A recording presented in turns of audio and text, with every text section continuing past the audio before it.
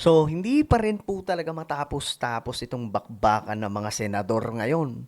May mga pasabog na ginawa itong si Ping Lacson at saka si Cayetano, mga sangkay.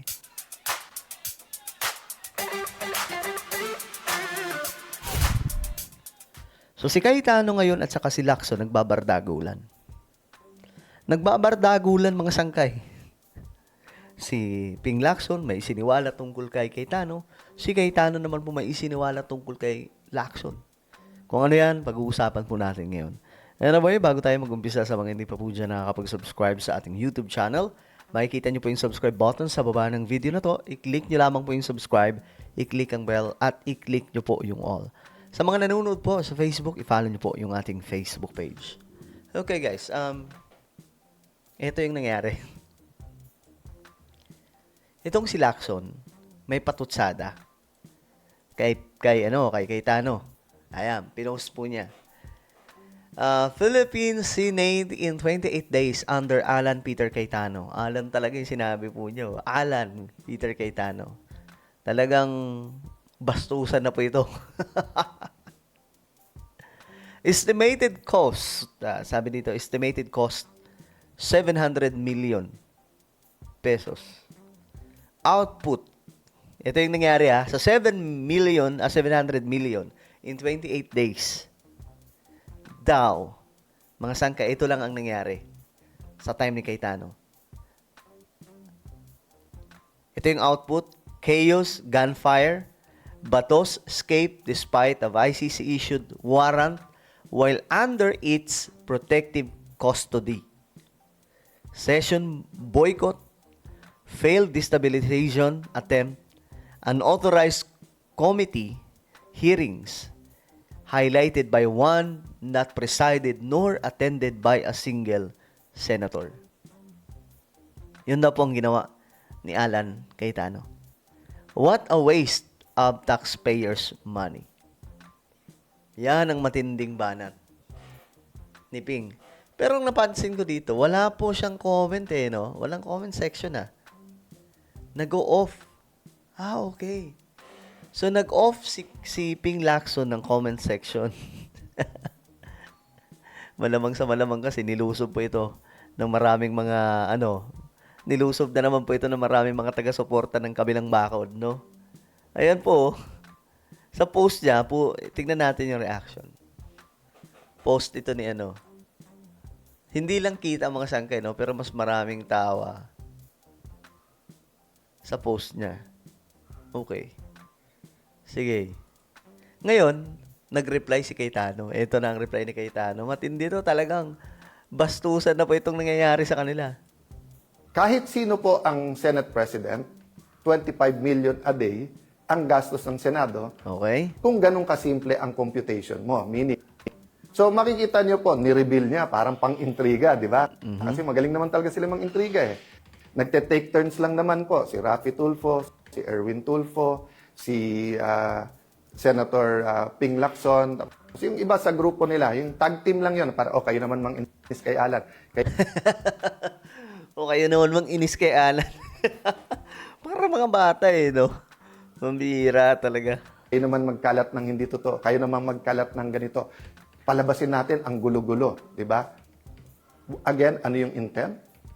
Para hindi malaman ang buong katotohanan tungkol sa korupsyon sa ating bansa. So yun po talaga yung naratibo nila Cayetano, no? Kaya nangyayari sa kanila yan, sinasabi nila, mga sangkay, kasi daw, hinaharangan yung pagre-reveal ng katotohanan, mga sangkay, tungkol di umano sa korupsyon sa Pilipinas.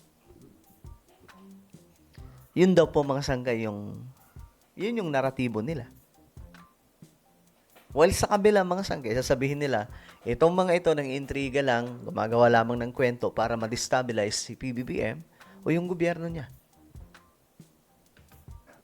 Itinuturing ni Senador Alan Peter Cayetano na pang-iintriga lamang ang mga paratang ni Senator Ping Lacson laban sa kanyang pamumuno sa Senado.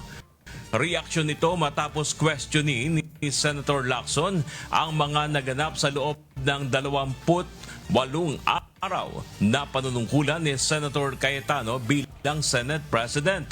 Talagang mainit, no? Mainit itong si Lacson kay Cayetano. Si Cayetano naman mga sangkay, kalmado. Pero siyempre, bumabanat din po. Kita nyo naman mga sangkay.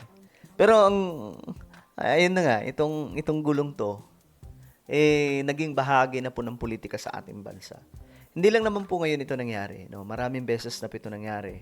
At ewan ko lang kung hindi nyo pa rin nare-realize na may problema po talaga sa sistema sa Pilipinas when it comes to political system. 'Di ba? Nakakaano lang mga sangkay, nakakadismaya lang po itong mga nangyayari ngayon. Kasi nga po, ang gusto natin makita na itong mga senador, nagtatrabaho, nagkakaisa, pero ngayon, nagkakainitan sila sa isa't isa. Wala pong kapayapaan mga sangkay. Kasi halimbawa, wala na si Alan Cayetano. Bumabanat pa rin sila. Ngayon, dahil babanat din si Cayetano. So, nagrarambulan pa rin sila. So, tingin ko talaga kailangan may maayos po sa sistema natin. No? Pagdating sa political system, government system, no? Gawin na po kasi nating parliamentary system para yung ganitong klaseng bagay, may formal debate. 'Di ba? Hindi yung labasan sa media, pa-vlog dito, live doon. Ayan, no? Eto mga sangkay. Senator Alan Peter Cayetano recognized members of the new Senate minority for holding their ground. Ayan, mga sangkay. So, ang sinasabi po niya dito na willing sila. Yung mga natira, they are willing to be jailed.